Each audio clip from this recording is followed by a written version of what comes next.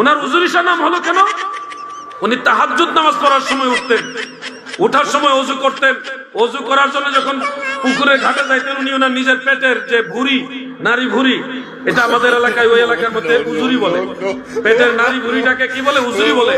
ওই উজুরি নিজেই বের করতেন, বের পানি দিয়ে ধুইয়া এরপরে কি যেন নূর পেটের মধ্যে ঢুকাইয়া আবার এটা জোড়া লাগাইতেন, লাগাইয়া তারপরে ওযু কালাম করে তাহাজ্জুদ নামাজ করতেন। এই দৃশ্য না, এটা মিথ্যা কথা। এই যুগে কোরআন হাদিস বললে আহলে হাদিস গো মাহফিলে মাশাআল্লাহ এরা শুনে। যে আমরা মাযহাব যারা মানি এই আমগো এক দুর্ভোগ, কপাল খারাপ, আমাদের মাহফিলগুলোতে এত মিথ্যা গল্প কাহিনী হয় আর ওইটাতে মানুষ খুব বেশি হয়। এদিক দিয়ে আমরা ব্যর্থ। এই ব্যর্থতা এটা আমাদের ব্যর্থতা, কিছু করার নাই, আমরা হয়ে গেছি এরকম। আহলে হাদিস এক জায়গায় সফল, এদের শ্রোতারা এদের মাহফিলে যায় হাদিস কোরআন শুনতে, এদিক দিয়ে এরা সফল, যাই কোক, কিন্তু এরা এর বাইরে বলবে না সফল। আমরা এই জায়গায় ব্যর্থ।